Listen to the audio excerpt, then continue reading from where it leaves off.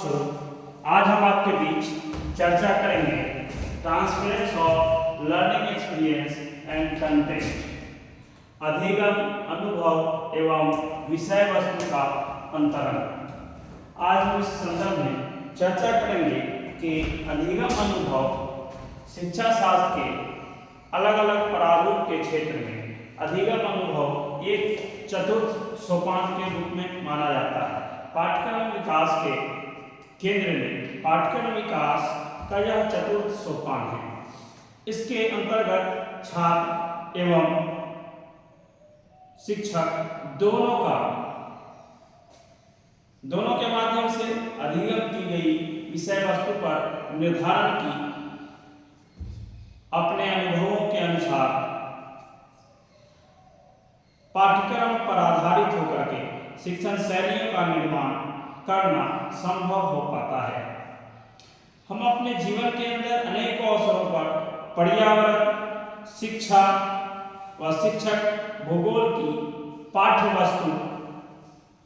को पर्यावरण में प्रयोग करने लगता है, जैसे कि वन संपदा का पर्यावरणीय महत्व भूगोल का भी विषय है, पर्यावरण का भी विषय है। इस संदर्भ में हम आप सभी जानते हैं कि अब इस प्रकार विषय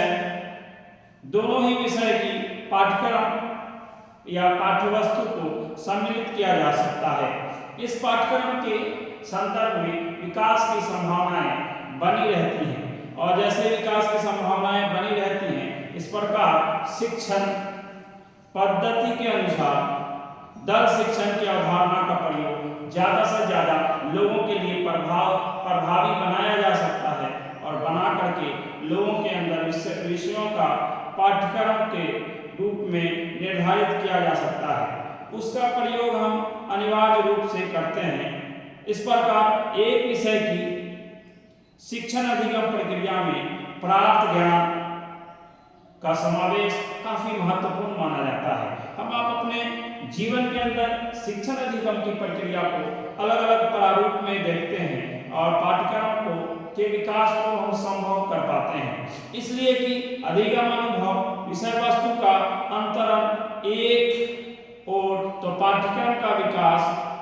वही दूसरी ओर इसके माध्यम शिक्षण अधिगम की प्रक्रिया को काफी सरल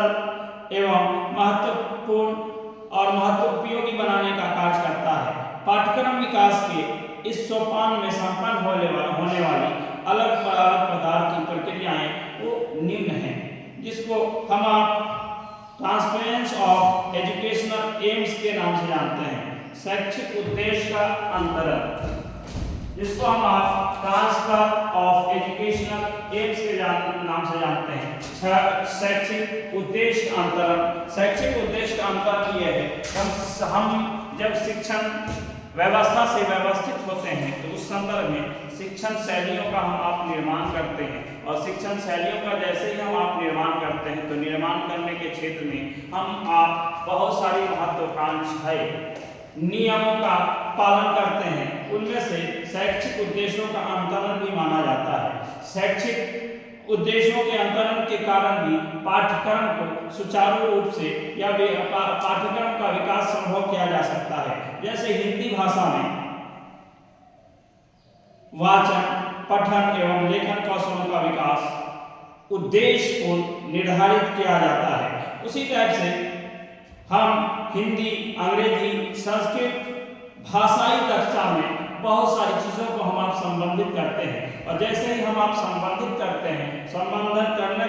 के क्षेत्र में हम पाठ्यक्रम के उद्देश्यों का भी वर्णन करते हैं, और जैसे ही हम आप पाठ्यक्रम के उद्देश्यों का वर्णन करते हैं, हम आप इसके माध्यम से कौशलों का समावेश अनिवार्य रूप से कर देते हैं, और जैसे कौशलों का विकास अनिवार्य रूप से होने लगता है, वैसे ही संबंधित पाठ्यक्रम का भी समावेश हो जाता है, और पाठ्यक्रम के समावेश होने के साथ साथ पाठ्य वस्तु भी आवश्यक रूप में माना जाता है। इसलिए हम स्पष्ट कह सकते हैं कि शैक्षिक उद्देश्यों का अंतरण पाठ्यक्रम का विकास करता है और विकास के क्षेत्र में अपनी महत्वपूर्ण भूमिका नेक्स्ट है ट्रांसफरेंस ऑफ टीचिंग मेथड्स, शिक्षण विधियों का अंतरण। दूसरा ट्रांसफरेंस ऑफ टीचिंग मेथड, शिक्षण विधियों का अंतरण। शिक्षण विधियों का जब जब हम आप शिक्षण विधि के क्षेत्र में पठन पाठन से संबंधित होते हैं, पठन पाठन से संबंधित होने के साथ साथ हम आप चाहते हैं कि अलग अलग प्रकार की शिक्षण विधियों का प्रयोग करें, और अलग अलग प्रकार की शिक्षण विधियों का प्रयोग इसलिए करते हैं, इसके माध्यम से अनेक अवसरों पर हम अलग अलग शिक्षण विधियों में अंतरण की प्रक्रिया पाई जाती है। और अंतरण की प्रक्रिया इसलिए पाई जाती है, इस अंतरण की प्रक्रिया में एक ही प्रकार की विधियां अनेक विषयों में प्रयुक्त की जाती हैं, जिससे योजना विधि एवं समस्या समाधान विधि, प्रयोग विधि और अर्थशास्त्र एवं नागरिक शास्त्र आदि विषयों में अनिवार्य रूप से किया जाता है। इस प्रकार हम आप जानते हैं कि शिक्षण विधियों का अंतरण,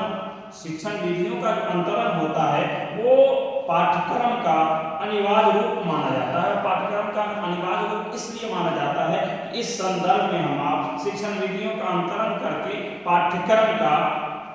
विकास संभव कर पाते हैं, और जैसे ही पाठ्यक्रम का विकास संभव कर पाते हैं वैसे ही शिक्षण अधिगम की प्रक्रिया जो है काफी प्रभावशाली रूप से संपन्न होती है, और जैसे ही काफी प्रभावशाली रूप से संपन्न होती है वैसे ही शिक्षण विधियों का अंतरण काफी सरलतापूर्वक और सफलतापूर्वक संपन्न हो पाता है। नेक्स्ट है ट्रांसफरेंस ऑफ टीचिंग लर्निंग, शिक्षण अधिगम सामग्री का अंतरण। तीसरा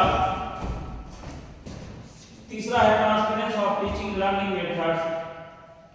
शिक्षण सामग्रियों का अंतरण। हम आप अक्सर शिक्षण अधिगम की सामग्रियों के बारे में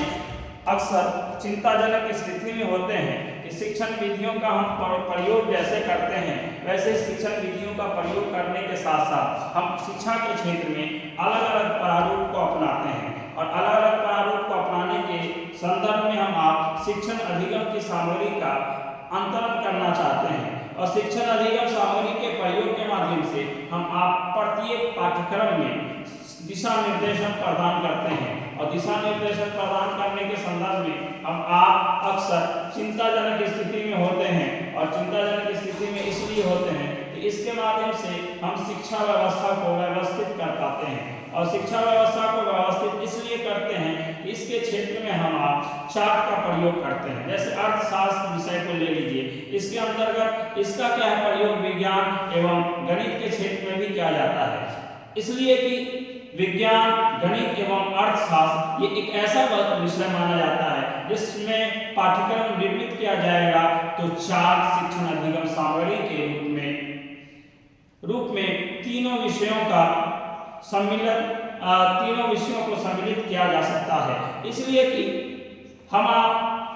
स्पष्ट रूप में जानते हैं कि विभिन्न प्रकार की शिक्षण विधियां जो हैं या शिक्षण अधिगम प्रक्रिया जो है या शिक्षण अधिगम सामग्री जो है वो अंतरण पाठ्यक्रम को व्यापक रूप दे सकता है, और जैसे ही व्यापक रूप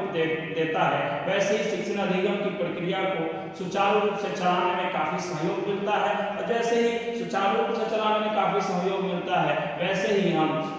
शिक्षण अधिगम प्रक्रिया या शिक्षण अधिगम सामग्री का जो है अंतरण पाठ्यक्रम को व्यापक बनाने के लिए, सुचारू रूप से चलाने के लिए, प्रयासरत रहने के लिए छात्रों का ध्यान आकर्षित करता है। नेक्स्ट है मेंटल डेवलपमेंट। नेक्स्ट है मेंटल डेवलपमेंट, मानसिक विकास। हम आप अक्सर चर्चा करते हैं कि हम अधिगम का जो अनुभव करते हैं, तो अधिगम के अनुभव करने के क्षेत्र में जब हम विषय वस्तु का अंतरण करते हैं तो हम आपको पता चलता है कि छात्रों का मानसिक विकास समय समय पर होते रहना चाहिए, और छात्रों का मानसिक विकास इसलिए लगातार जारी रहना चाहिए कि उसके माध्यम से छात्रों की बुद्धि लाभि का भी प्रयोग सही दिशा में हो पाता है। मानसिक विकास की स्थिति में तथा तर्क एवं चिंतन के विकास में के कारण अंतरण की प्रक्रिया जो है वो संभव हो पाती है। हम अंतरण प्रक्रिया का प्रयोग प्रतिभाशाली बच्चों के लिए करते हैं, और प्रतिभाशाली छात्र वो क्या करते हैं, बहुत शीघ्र कुछ भी सीख जाते हैं। छात्रों का मानसिक विकास अप्रत्यक्ष रूप से पाठ्यक्रम के विकास में काफी सहयोगी हुआ करता है। इसलिए कि जब छात्रों का मानसिक विकास होता है तो उसके माध्यम से छात्रों के अंदर तर्क एवं चिंतन का आधार देखने को मिलता है। इसलिए कि छात्रों के अंदर तर्क वितर्क की संभावनाएं हमेशा बनी रहती है। हर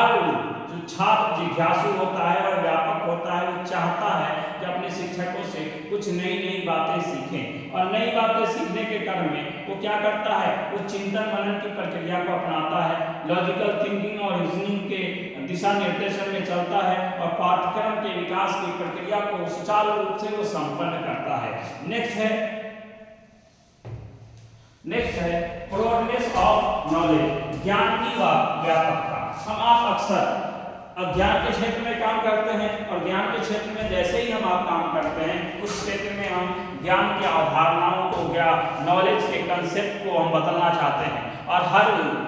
बेसिक उद्देश्य भी ज्ञान का यही है कि हम आपका कंसेप्ट, हम आपकी अवधारणा बदल जाए। हम आप पठन पाठन करते हैं तो पठन पाठन करने के साथ साथ हम आपके अंदर ब्रॉडनेस आ जाता है, और जैसे ही ब्रॉडनेस आ जाता है हम आप ज्ञान की व्यापकता के क्षेत्र में हम अंतरण की प्रक्रिया को अपनाते हैं और प्रक्रिया का संपादन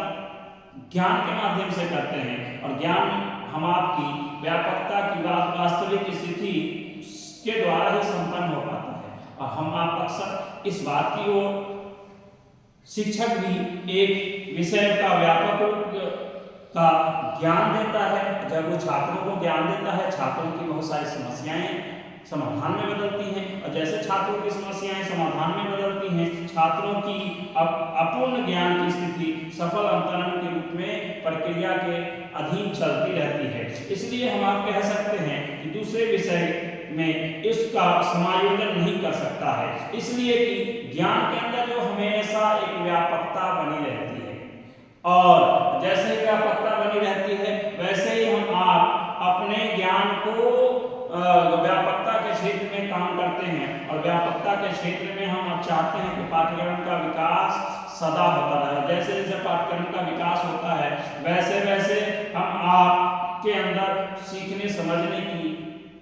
ज्यादा से ज्यादा ज्ञान लेने की संभावनाएं बनी रहती हैं। दूसरी ओर शिक्षकों के ज्ञान के क्षेत्र में भी काफी विकास होता है, और काफी विकास होने के क्रम में ये प्रक्रिया काफी सरल और लाभदायक हो जाती है। शिक्षक और छात्र दोनों के लिए ये ज्ञान के अंदर व्यापकता बनी रहनी चाहिए, और जब व्यापकता बनी रहती है तो शिक्षक और छात्रों को दोनों के एक दूसरे के सहयोग से पठन पाठन की प्रक्रिया को सुचारू रूप से चलाने में काफी सहयोगी सिद्ध होता है। नेक्स्ट है, लास्ट पॉइंट है ट्रांसफरेंस ऑफ वर्च्यूज, गुणों का अंतर। लास्ट पॉइंट है ट्रांसफरेंस ऑफ वर्च्यूज, गुणों का अंतर। हम आप अक्सर शिक्षा की गुणवत्ता पर चर्चा करते हैं, और शिक्षा की गुणवत्ता के क्षेत्र में हम आप शिक्षा में गुणवत्ताओं को देखना चाहते हैं, और जब हम आपके पास बहुत सारे गुणात्मक दृष्टिकोण होते हैं तो उस गुणात्मक दृष्टिकोण पर आधारित होकर के हम शिक्षा के विभिन्न व्यवस्था को व्यवस्थित करते हैं, और विभिन्न व्यवस्था को व्यवस्थित करने के साथ साथ हम ये प्रयास करते हैं कि हमारी जो शिक्षा के अंदर में गुणवत्ताएं हैं वो गुणवत्ताएं अनेक प्रकार से बनी रहनी चाहिए। इसलिए कि कोई भी विषय हमारे लिए काफी गुणात्मक दृष्टिकोण या विशेषताओं की दृष्टि से वो उसी समय हमारे लिए सरल हो पाता है जब हम उनमें किसी भी एक व्यवस्था को व्यवस्थित तो दूसरी व्यवस्था को के माध्यम से हम आप कार्य करते हैं, और जब हम कोई कार्य करते हैं तो कार्य करने में हम आपके अंदर नैतिकता, मानवता,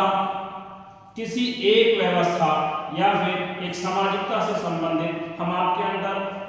लोगों के प्रति प्रेम, सहयोग एवं परोपकार की भावना पनपने लगती है। वैसे उसके माध्यम से हम आपके अंदर जैसे ही सभी विषयों की भावना हम आपके अंदर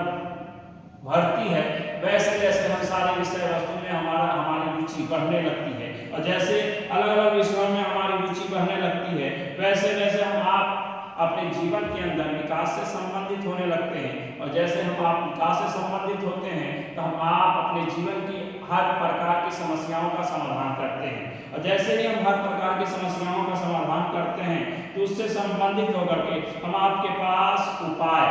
उचित रूप में एक स्थान मिल जाता है, जिसके माध्यम से हम आप हर एक प्रकार के पाठ्यक्रम का विकास कर पाते हैं। दूसरी ओर छात्रों के आवश्यक गुणों का भी विकास करते हैं, इसलिए छात्रों के पास भी आवश्यकता अनुसार बहुत ज्यादा गुण होते हैं, जिस गुण को समझना और उनके छात्रों की समस्याओं का समाधान करना हम आप सबके लिए अनिवार्य एवं महत्वोपयोगी और महत्वाकांक्षा पर आधारित होते हैं। आप लोगों से रिक्वेस्ट है कि आप लोग हमारे चैनल को लाइक करें, शेयर करें और सब्सक्राइब करें, और ज़्यादा से ज़्यादा अगर कुछ सुझाव हो तो हमको सुझाव हम तक भेजने का प्रयास करें। धन्यवाद, आभार।